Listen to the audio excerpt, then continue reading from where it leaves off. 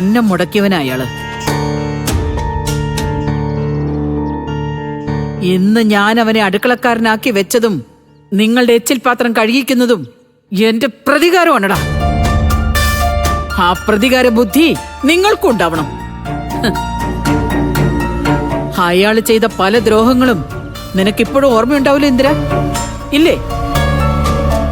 ദേ ഈ സ്നേഹവും തോന്നുമ്പോ ആ പഴയ കാലം ഒന്നും കൂടി ഓർത്താ മതി. പിന്നെ അയാൾ ഉണ്ടാക്കി തരുന്നതൊന്നും നിന്റെ തൊണ്ടക്കുഴിന്ന് ഇറങ്ങില്ല.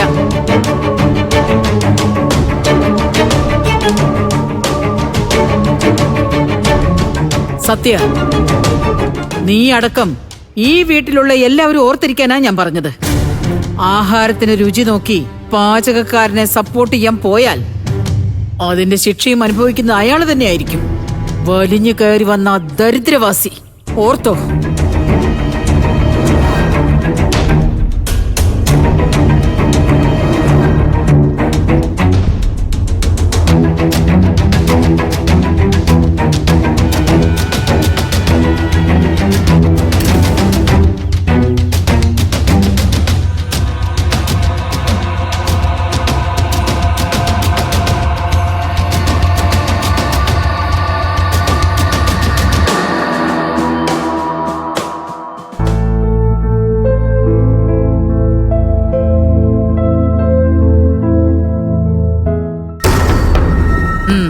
കഴിച്ചു തുടങ്ങിയോ?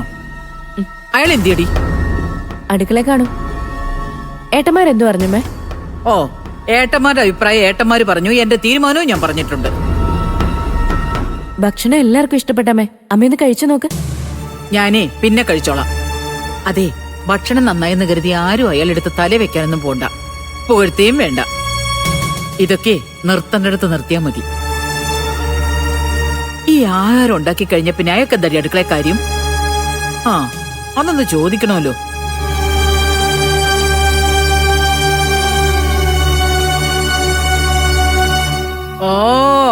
ഓഹോ, ആദ്യ ദിവസം തന്നെ ഊണ് അകത്തോട്ടൊക്കെ മാറ്റിയോ? ദേ, ഇതൊന്നും ഇവിടെ നടക്കില്ലേ. ഇന്ന് ഇവിടെ ഇരുന്ന് ഉണ്ടാലേ നാളെ ഡൈനിങ് ടേബിളിൽ കയറിയിരിക്കും. കഴിച്ചിട്ട് ബാക്കിയുള്ള പ്ലേറ്റുകൾ കഴുകി വെച്ചിട്ട് പോകാന്ന് കരുതി. ആ, പ്ലേറ്റും ഗ്ലാസുകളും ഒക്കെ താൻ തന്നെ കഴിച്ചു പോണം. പക്ഷേ ഭക്ഷണം കഴിക്കാൻ തനിക്കുള്ള സ്ഥലം ഇതല്ല. അതെ, അതിന് തനിക്കുള്ള സ്ഥലം പുറത്താ. ഓക്കെ, എടുത്തോണ്ട് പോ, വേഗം എടുത്തോണ്ട് പോ. അമ്മേ, ഇത് കുറച്ച് ഓവറാട്ടോ. ഈ ബോഡി അവിടുന്ന് സൂചി കുത്താൻ ഇടം കൊടുത്താലേ അവിടെ തൂമ്പ കൊണ്ടുവയ്ക്കുന്ന ആൾക്കാരാ. ഒരു വിട്ടുവീഴ്ച സുശിയുടെ ഭാഗത്തുനിന്ന് പ്രതീക്ഷിക്കണ്ട. ഇറങ്ങി പോവാൻ നോക്ക്. അയ്യോ, ഞാൻ പൊക്കോളാം. ആ,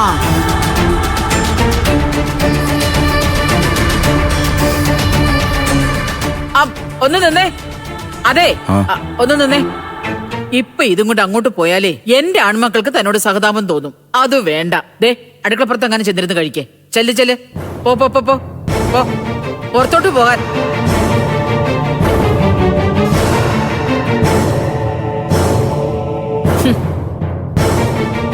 നീ എന്തിനാ വിളിച്ചു നിൽക്കുന്നേ? പോയിരുന്ന് കഴിക്കാൻ നോക്ക്. ഭക്ഷണം കഴിക്കടി.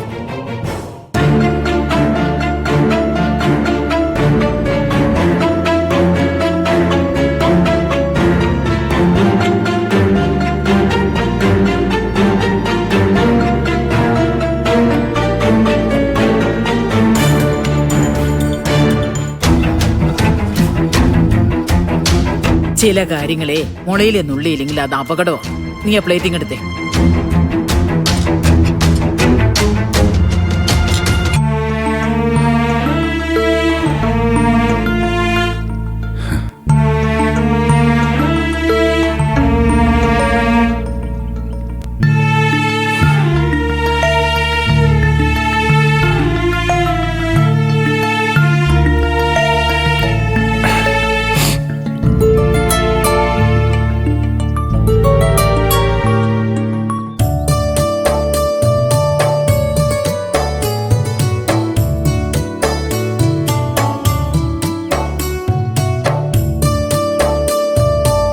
മക്കളെ, സൂക്ഷിച്ചു കളിക്കണേ. വെയിലത്തൊന്നും പോകല്ലേ, തണലത്ത് നിന്ന് കളിച്ചാ മതി. അല്ലെങ്കിലേ അമ്മൂമ്മ രണ്ടുപേരെ അകത്തേക്ക് കൊണ്ടുപോകും. നമുക്ക് വണ്ടി ഓടിക്കാം.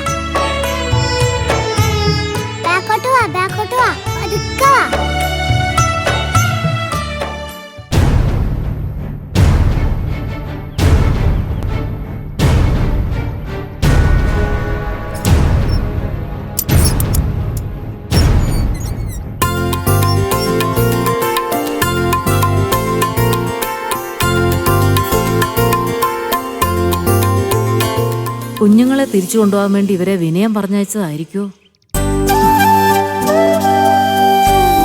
അയ്യോ മക്കളെ ഓടല്ലേ, അവിടെ നിക്ക്. വാ വാ വാ. മക്കളെ പതുക്കെ. ഇവിടെ.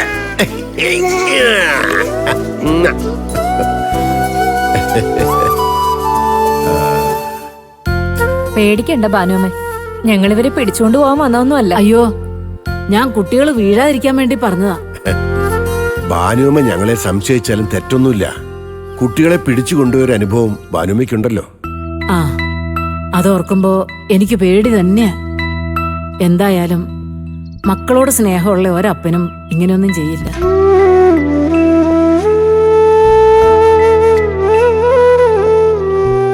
അവന് വേണ്ടി ഞങ്ങൾ നിങ്ങളോട് ക്ഷമ ചോദിക്കുന്നു ഭാനുമ്മേ. കൈ കൂപ്പി ക്ഷമ ചോദിക്കോ. അയ്യോ, അനുമോളെ, വീട്ടിൽ നടന്ന സംഭവം ഒന്നും മനസ്സിൽ വെക്കല്ലേ. ഞങ്ങള് ഹോസ്പിറ്റലിൽ നിന്ന് തിരിച്ചെത്തിയ മാഷ ഒന്ന് കാണാൻ വന്നതാ. അതിനെന്താ അങ്ങളെ, അച്ഛനകത്തുണ്ട്, അകത്തേക്ക് വാ. വേണ്ട. അനു, എന്താ ആന്റി, നിനക്ക് ഞങ്ങളോട് ദേഷ്യമൊന്നും ഇല്ലല്ലോ മോളെ? എന്തിനാ ആന്റി നിങ്ങളോട് എനിക്ക് ദേഷ്യം? നിങ്ങൾ എന്നോട് ഒരു ദ്രോഹം ചെയ്തിട്ടില്ലല്ലോ, ഇനി ചെയ്യില്ലെന്നും അറിയാം. അല്ല, വിനയനെ ഇവിടെ വന്ന് മക്കളെ പിടിച്ചുകൊണ്ടുപോയ കാര്യം മാഷ് അറിഞ്ഞു അനു? അനുമോള് പറഞ്ഞൊന്നുമില്ല. പക്ഷേ ഇവിടെ നടക്കുന്ന കാര്യങ്ങൾ എനിക്ക് മാഷിനോട് പറയാതിരിക്കാൻ പറ്റില്ലല്ലോ. ഇവിടെ വന്ന് വിനയനേക്കാൾ വലിയ വൃത്തികേട് കാണിച്ചത് സുശീലയാ. അതുകൊണ്ടാ പ്രത്യേകിച്ച് ഞാൻ പറഞ്ഞത്. ആ അല്ല, അതിന്റെ വിഷമമൊന്നും അച്ഛൻ നിങ്ങളോട് കാണിക്കില്ല. നിങ്ങൾ ധൈര്യമായിട്ട് കയറി വാ. വാ.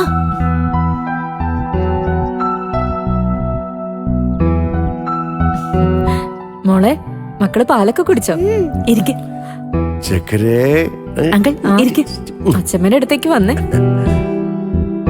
ആ, ഞാനേ അച്ഛനെ വിളിച്ചിട്ട് വരാം. ഭാനുമേ, കുടിക്കാൻ എന്തെങ്കിലും എടുക്കണേ. ആ, ഞാൻ ചായ എടുത്തോണ്ട് വരാം. മുത്തച്ഛന് തരൂ മുട്ടായി. മക്കൾക്ക് ഇവിടെ സുഖമല്ലേ? അച്ഛമ്മ പൊട്ടിച്ചേരാം. മുഴുവനും പൊട്ടിക്കണേ. കഴിച്ചു.